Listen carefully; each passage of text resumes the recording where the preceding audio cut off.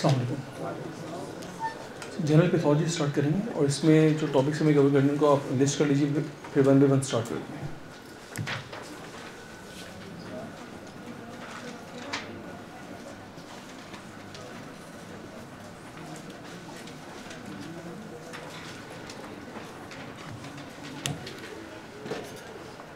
देखिए फर्स्ट इसमें जो चैप्टर है सेल इंजरी,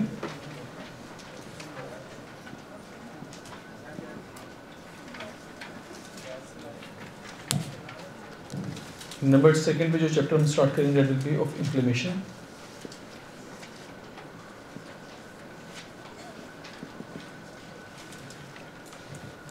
देखिए जो इन्फ्लेमेशन का चैप्टर हम स्टार्ट करेंगे, इसी में आपके जो इम्यूनोलॉजी के कॉन्सेप्ट है वो कवर होंगे इसके अंदर, inflammation plus immunology.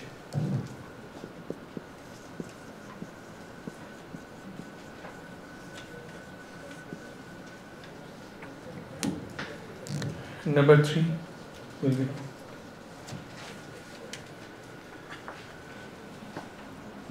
hypersensitivity reactions, HSR में hypersensitivity reaction।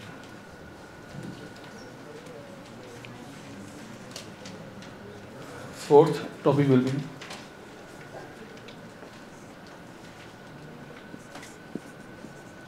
shock। Fifth will be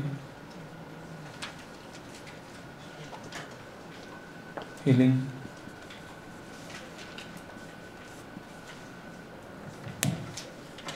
Sixth will be oncology।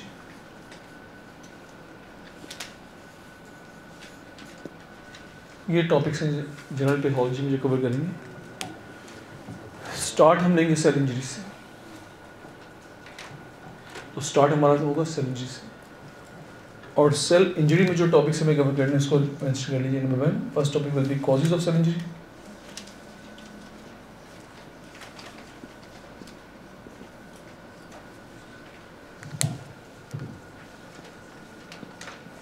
Second topic will B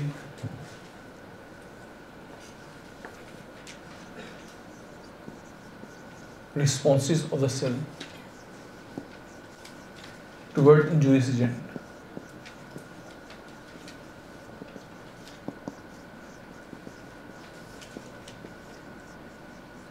जब भी कोई इंजूरियस एजेंट आप सेल पे अप्लाई करेंगे तो सेल कैसे रिस्पॉन्ड करेगा, इस पे बात होगी।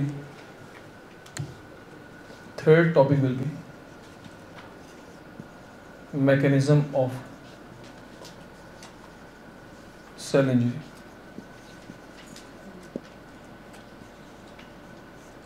Mechanism of cell injury.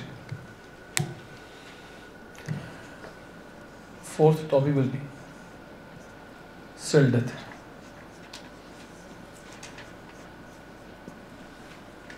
Last and fifth topic will be calcification.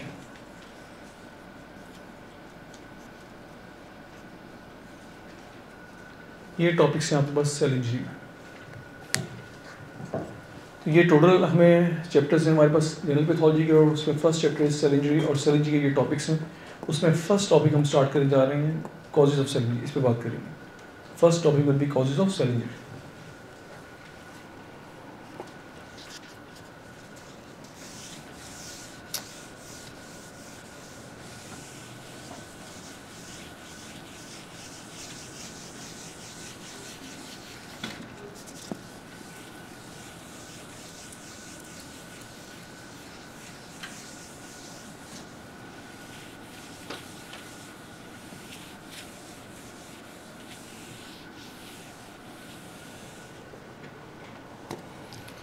First topic will be causes of cell injury।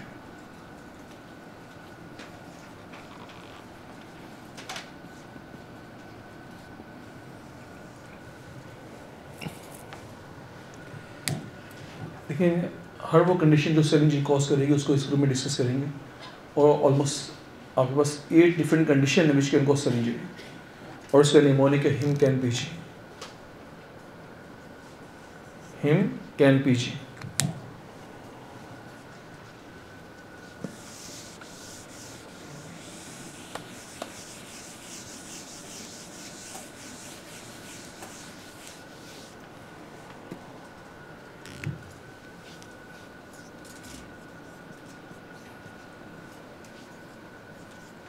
ये 8 आपकी डिफरेंट कॉजेज हैं सेल इंजरी की। There are 8 different causes of cell injury.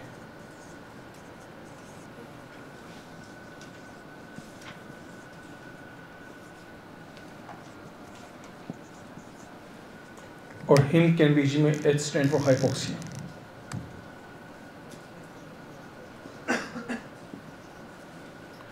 Second will be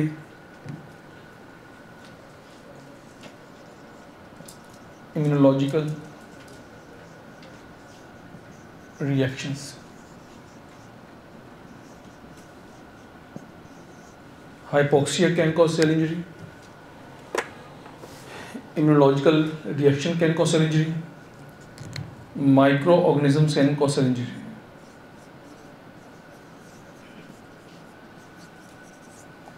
Hypoxia, immunological reactions, microorganism. C stand for chemicals. A stand for aging. N stand for nutritional imbalance. Nutritional imbalance.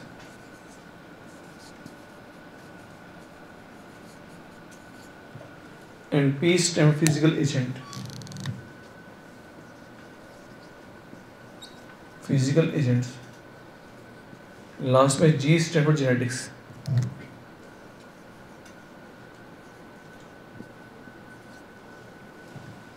तो ये आपके पास causes cell injury. देखिए इस time आपके पास medicine, surgery, गायनियोप्स, ENT, आई, skin, psychiatry, जितने भी आपके पास subjects हैं, इन सब्जेक्ट में जितने भी डिसऑर्डर्स हैं, उन डिसऑर्डर की अगर आपसे एटियोलॉजी या कॉज की बात की जाए तो इन्हीं 8 में से कोई कॉज होगी। और देखिए आपने सुना कभी समटाइम किसी डिसऑर्डर के जो कॉज है उसमें लिखा होता है अननोन एटियोलॉजी, लिखा होता है ना आपने। यानी कि ऐसा डिसऑर्डर जिसकी कॉज इनमें से कुछ ना हो तो उसकी कॉज क्या होगी, अननोन होगी, उसको अननोन एटियोलॉजी कहेंगे आप। तो जितने भी डिसऑर्डर करंटली जो एग्जिस्ट करते हैं उनकी कॉज या तो हाइपोक्सिया होगा, या आपके पास इम्यूनोलॉजिकल रिएक्शन होगा, या माइक्रो ऑर्गेनिज्म, या फिर किसी केमिकल की वजह से, एजिंग, या फिर न्यूट्रिशनल इम्बैलेंस की वजह से, या फिर फिजिकल एजेंट्स, और या फिर किसी जेनेटिक डिसऑर्डर की वजह से वो डिसऑर्डर होगा। देखिए आप में से सब कोशिश करेंगे एक एक डिजीज अपने जेब में ले आए, कोई सा एक डिसऑर्डर अपने जेब में ले आए, जो भी डिसऑर्डर अपने जेब में लेके आए, और फिर सोचें कि उस डिसऑर्डर की कॉज इनमें से क्या होगी। अगर उस डिसऑर्डर की कॉज इसमें से नहीं होगी ना तो उसकी कॉज अब है अननोन एटियोलॉजी। देखिए कॉज को आप एटियोलॉजी भी कहते हैं, कॉजेज ऑफ सेल इंजरी कह लें या एटियोलॉजी ऑफ सेल इंजरी कह लें आप, और एटियोलॉजी ऑफ सेल इंजरी।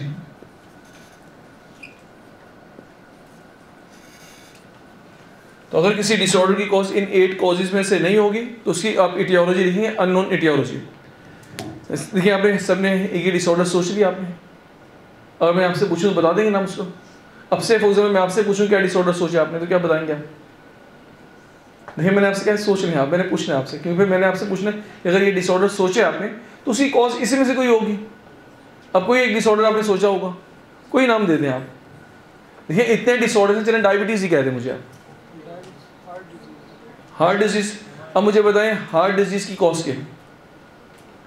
देखिए हार्ट डिजीज़ की कॉज एथिरोमा है ना, और एथिरोमा की कॉज क्या है? Atheroma can be because of hyperlipidemia, और hyperlipidemia can be because of genetic disorder, hyperlipidemia can be because of nutritional imbalance. Atherosclerosis की एक कॉज हाइपरटेंशन है, hypertension can be because of sodium retention, hypertension can be genetic disorder.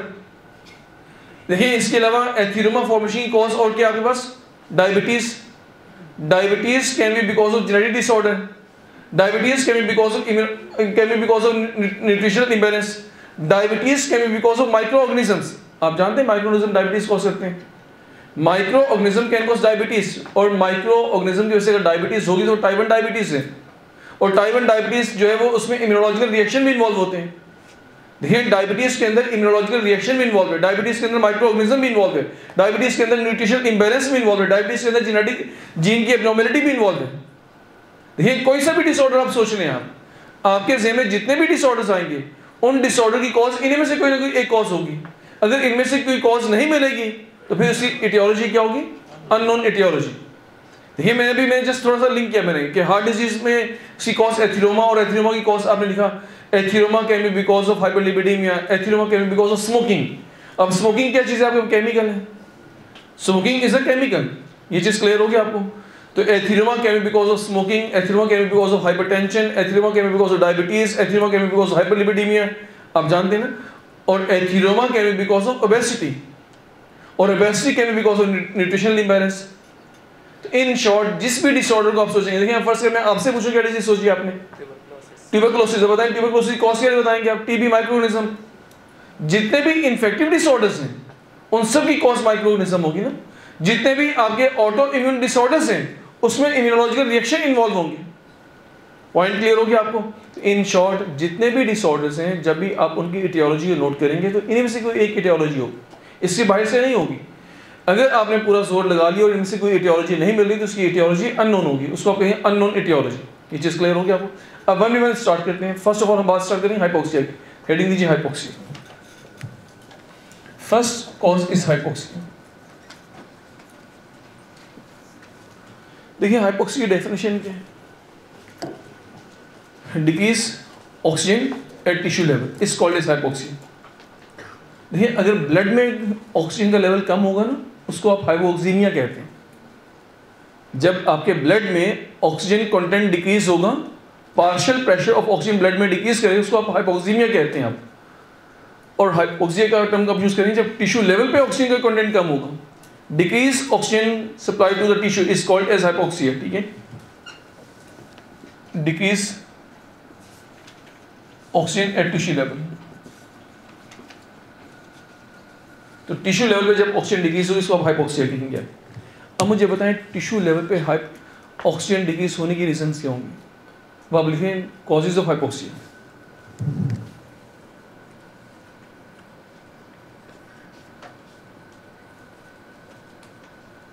Causes of hypoxia आप जानते हैं? अगर आपसे कहा जाए most common cause of cell injury तो बताएंगे hypoxia. Hypoxia is the most common cause of cell injury. लिख लीजिए आप, hypoxia is the most common cause of cell injury.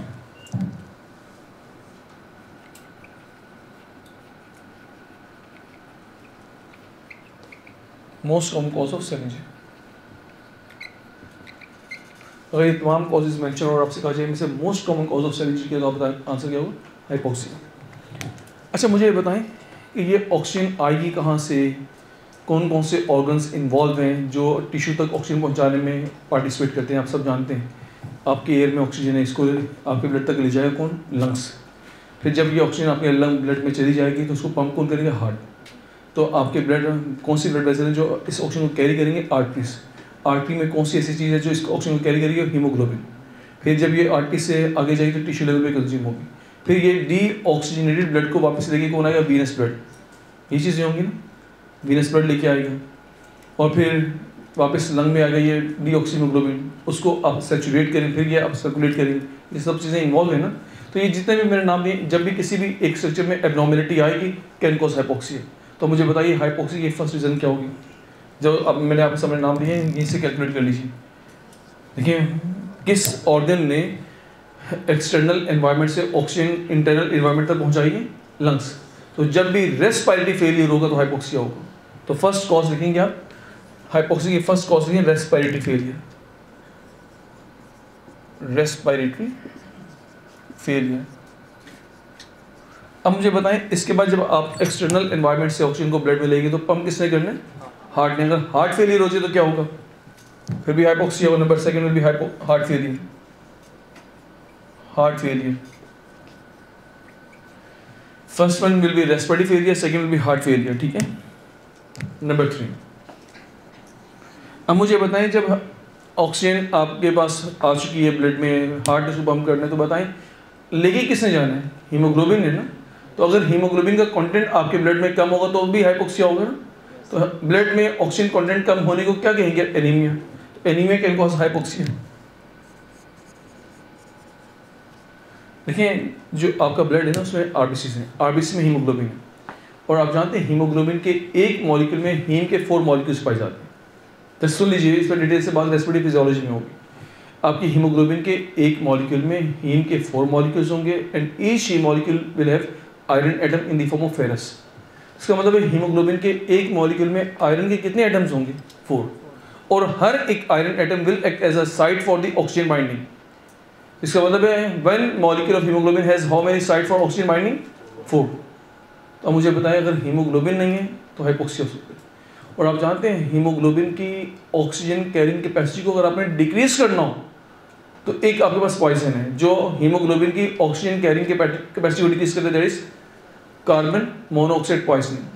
तो इसका मतलब है किसी को कार्बन मोनोऑक्साइड पॉइजनिंग हो जाए, हीमोग्लोबिन अगर आपके ब्लड में पूरी भी है तो उसकी ऑक्सीजन कैरिंग कैपेसिटी डिक्रीज हो जाती है, उसकी वजह से भी हाइपोक्सिया हो जाती है। तो नेक्स्ट लिखेंगे आप carbon monoxide poisoning. Number 4 carbon monoxide poisoning. तो कार्बन मोनोऑक्साइड पॉइजनिंग क्या काम करेगा? ये हीमोग्लोबिन की ऑक्सीजन कैरिंग कैपेसिटी को डिक्रीज कर देगा। जब कार्बन मोनोऑक्साइड पॉइजनिंग हीमोग्लोबिन की ऑक्सीजन कैरिंग कैपेसिटी को डिक्रीज करेगा तो इट कैन कॉज हाइपोक्सिया। चीज क्लियर हो गया आपको? Next number 5। अब देखिए ब्लड लेके किस वजह से जाना है? आर्टरी। अगर आप आर्टीरियल ऑब्स्ट्रक्शन कॉज कर दें तो टिश्यू में फिर हाइपोक्सिया हो जाएगा। तो नंबर 5 लिखेंगे आर्टीरियल ऑब्स्ट्रक्शन। Arterial obstruction. देखिए आर्टीरियल ऑब्स्ट्रक्शन के डिफरेंट रीजंस हैं। एक रीजन एम्बोलस फॉर्मेशन है, कोई एम्बोलस कहीं घूमता फिरता है और आर्टरी को ब्लॉक कर दिया, या एथीरोमा फॉर्मेशन है। किसी भी वजह से जब आर्टीरियल ऑब्स्ट्रक्शन होगा या इंटेंस वेजोस्पैज्म हो, इंटेंस वेजोस्पैज्म हो, एम्बोलस इंट्रैपमेंट हो या एथीरोमा फॉर्मेशन हो, उसकी वजह से आपका आर्टीरियल ऑब्स्ट्रक्शन होगा, तो उसमें भी हाइपोक्सिया मिलेगा। नंबर 6 है, देखिए बाज़ दफ़ा टिश्यू के लेवल पे ऑक्सीजन आ जाती है लेकिन सेल उस ऑक्सीजन को कंज्यूम नहीं कर पाता, सेल का गला घोंट देते हैं आप, उसको आप कहते हैं सेलुलर एस्फिक्सिया। देखिए अगर आपका गला घोंट दें तो क्या कहेंगे आप? एस्फिक्सिया कहेंगे ना। अगर यहाँ से गर्दन को दबा दें तो आपका ट्रेकिया ब्लॉक हो जाएगा, ऑक्सीजन इनहेल नहीं कर पाएंगे, तो आप कहेंगे पेशेंट को आपने एस्फिक्सिया कॉज कर दिया आपने। तो एक ऐसी भी कंडीशन है कि आप ऑक्सीजन को सेल तक पहुंचा देते हैं लेकिन सेल उस ऑक्सीजन को कंज्यूम नहीं कर पाता क्योंकि आपने सेल का गला घोंट दिया आपने, और जब आप सेल का गला घोंटते हैं उसको आप कहते हैं सेलुलर एस्फिक्सिया। आपके सेल के पास ऑक्सीजन आ चुकी है, आने के बावजूद सेल उसको कंज्यूम नहीं कर रहा, तो वो कंडीशन जिसमें सेल के पास ऑक्सीजन हो और सेल उसको कंज्यूम ना कर रहा हो उसको आप कहते हैं सेलुलर एस्फिक्सिया। तो सेलुलर एस्फिक्सिया में भी वही होगा जो हाइपोक्सिया में होता है। तो नेक्स्ट देखिए सेलुलर एस्फिक्सिया। सेलुलर एस्फिक्सिया, देखिए सेलुलर वो कौन सी कंडीशन है जो सेलुलर एस्फिक्सिया कॉज करती है? क्या कहेंगे? Cyanide poisoning. तो लिखिए साइनेट पॉइजनिंग। तो cellular asphyxia can be seen in case of cyanide poisoning, cyanide poisoning.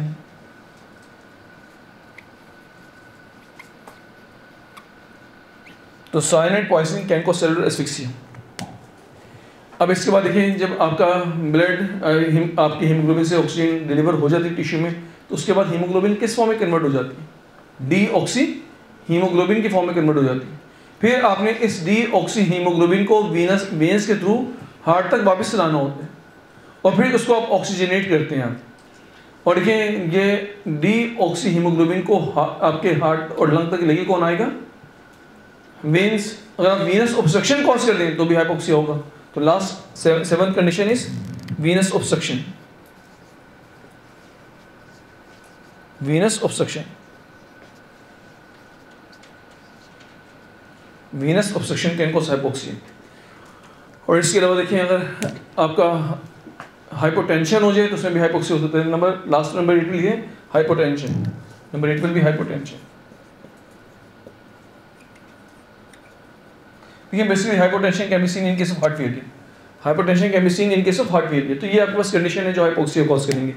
तो हमने फर्स्ट टॉपिक स्टार्ट किया जनरल पैथोलॉजी में कॉजेज ऑफ सेल इंजरी, और कॉजेज ऑफ सेल इंजरी का निमोनिक है हिम कैन पीजी, और him में एच स्टैंड फॉर हाइपोक्सिया, और हाइपोक्सिया की डेफिनेशन आपके सामने, और आपने क्या अंडरस्टैंड किया hypoxia is the most common cause of cell injury, और हाइपोक्सिया की कॉजेज को आपने अंडरस्टैंड किया। नेक्स्ट हम बात स्टार्ट करेंगे इम्यूनोलॉजिकल रिएक्शन के बारे में। हेडिंग दीजिए immunological reactions.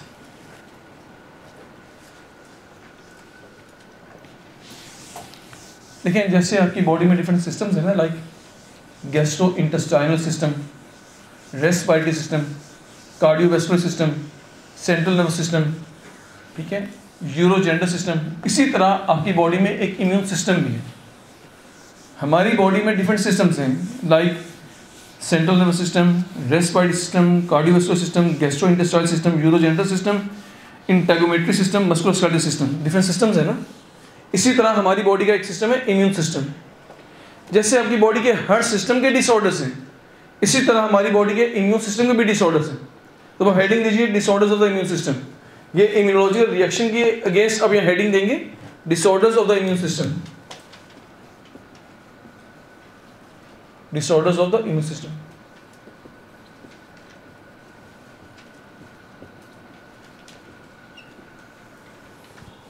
Disorders of the immune system. लेकिन वो तमाम डिसऑर्डर जो इम्यून सिस्टम को अफेक्ट करेंगे उनको कलेक्टिवली कहेंगे आप disorders of the immune system. और इम्यून सिस्टम के डिसऑर्डर्स को आप ब्रॉडली 3 ग्रुप्स में कैटेगराइज करेंगे आप। Disorders of the immune system can be categorised broadly into 3 groups. First one will be auto immune disorders. Auto immune disorders.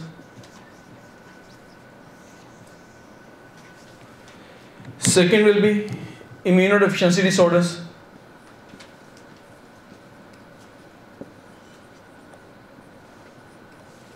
Immunodeficiency disorders.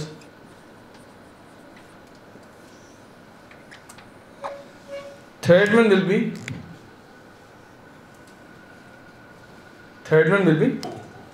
hypersensitivity reaction, HSR. तो जब भी आपसे बात की जाएगी disorders of the immune system, तो आप बताएंगे इम्यून सिस्टम के तमाम डिसऑर्डर्स को ब्रॉडली 3 ग्रुप्स में कैटेगराइज करेंगे आप।